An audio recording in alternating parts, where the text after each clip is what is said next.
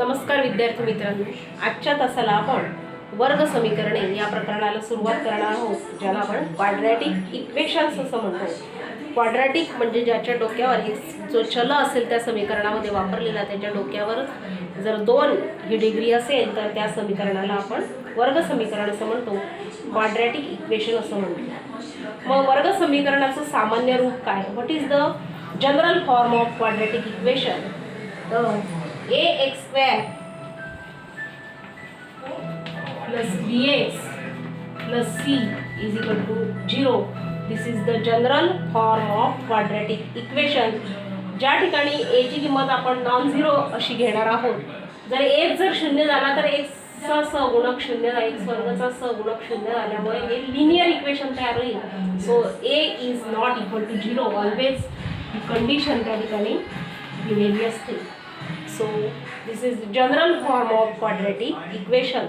वर्ग समीकरणाचं सामान्य रूप ax स्क्वेअर अधिक bx अधिक c बरोबर 0, ज्यामध्ये a ची किंमत ही ऑलवेज नॉन झिरो असते। मग या वर्ग समीकरणामध्ये जर आपण x ची किंमत शोधायची असेल तर हे समीकरण आपल्याला सोडवावं लागतं आणि x च्या 2 किमती आपल्याला मिळतात आणि या 2 किमती ज्या x च्या असतात त्याला त्या वर्ग समीकरणाचे रूट्स म्हणजेच मूळ असं म्हणतात। व वर्ग समीकरणाची मुळे शोधायची असतील तर ते समीकरण आपल्याला सोडवावं लागतं।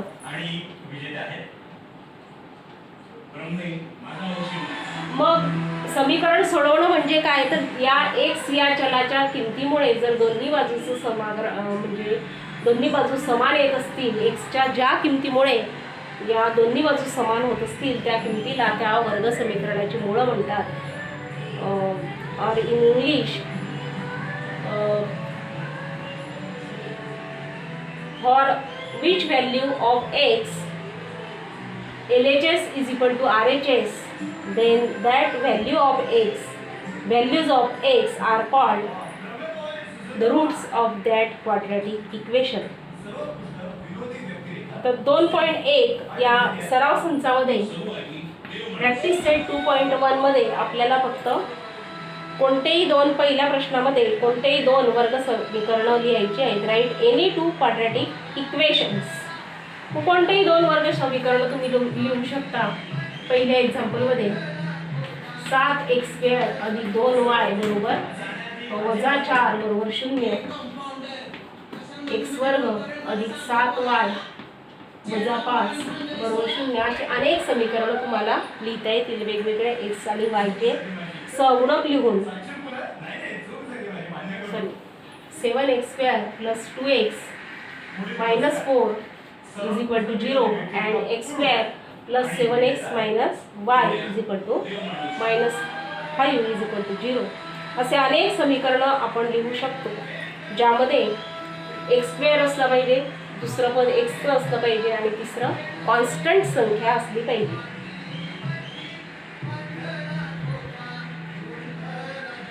आणखी कोणतं लिहिता येईल तर तुम्ही तुमच्या मनाने x च्या ऐवजी y हा चल वापरला तरी चालणार आहे। जर तिथे म्हटलेलं असेल की चल x वापरा तर x वापरावा लागेल, y वर्ग जर वापरा म्हटलं तर y वापरावा लागेल। y square -5y plus 5y minus 41 is equal to 0. This is another quadratic equation.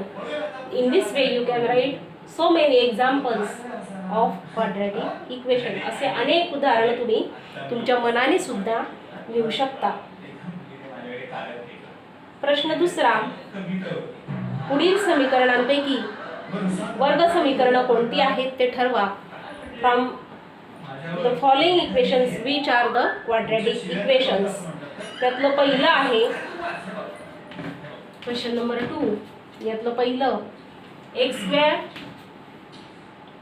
Plus 5x minus 2 is equal to 0। तर हे क्वाड्रॅटिक इक्वेशन आहे किंवा नाही हे बघायचं असेल तर x स्क्वेअरचा जो सहगुणक आहे तो 0 नको, ही पहिली मोठी अट आहे, ती या ठिकाणी सफल होते। x स्क्वेअरचा 1 हा सहगुणक आहे, म्हणजे एक पद x स्क्वेअरचा आहे, दुसरं x चा सहगुणक असलेला आहे, तिसरं कॉन्स्टंट संख्या आहे म्हणजे हे वर्ग समीकरण आहे. दिस इज क्वाड्रॅटिक इक्वेशन.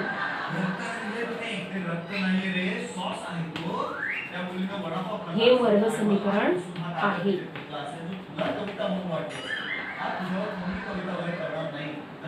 आणि मग हे काव्य मुळात याला काव्य वगैरे म्हणावं इतके दर्जाचे हे नाहीच. दुसरं इक्वेशन y² = 5y - 10. हा 5y जर मी या बाजूला आणला तर -5y + 10 = 0 असं हे समीकरण तयार होईल. आणि या ठिकाणी y चा मोठ्यात मोठा घातांक 2 आहे, त्याचं सहगुणक शून्येतर संख्या आहे आणि म्हणून हे वर्ग समीकरण आहे. तिसरं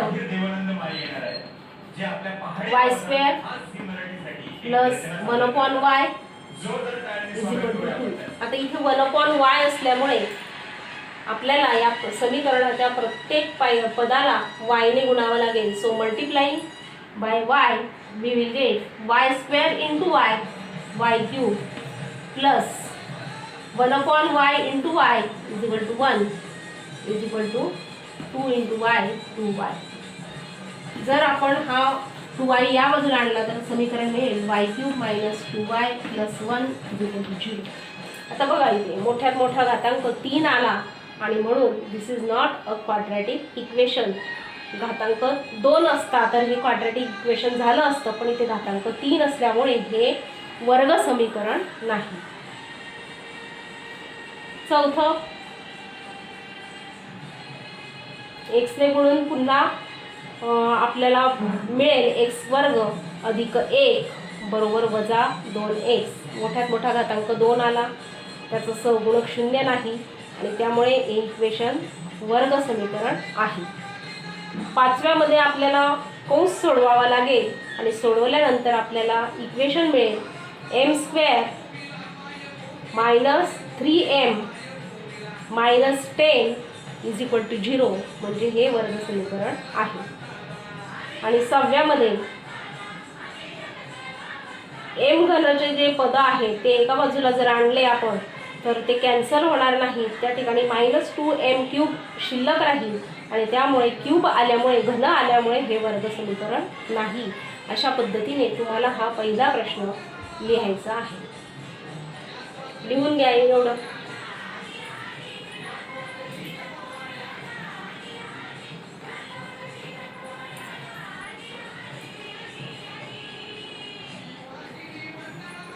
प्रश्न तिसऱ्यामध्ये एबीसीच्या किमती आपल्याला ठेवायच्या आहेत.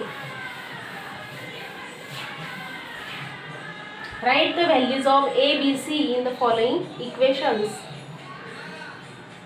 Right down the given equation in the form ax² + bx + c = 0. यातलं क्वेश्चन नंबर 3 मधलं पहिलं इक्वेशन बघा. 2y = 10 - y². 2y = 10 - y². हा y² इकडे आणला तर तो प्लस होईल. हा 2y इकडेच आहे म्हणून +2y. हा 10 पण यामध्ये आणला तर -10 = 0. अशा पद्धतीने इक्वेशन आपण फक्त क्रमाने लिहून घेतलं. आधी y² चं पद लिहा, नंतर y चं लिहा, नंतर कॉन्स्टंट संख्या, नंतर = 0.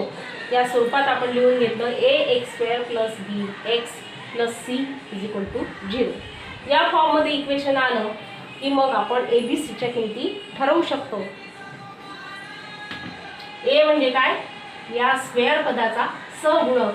या ठिकाणी एकही संख्या तिथे नाही म्हणजे 1 आहे म्हणून a = 1, b = 2 आणि c = -10. दुसरं उदाहरण x - 1 (² = 2x + 3.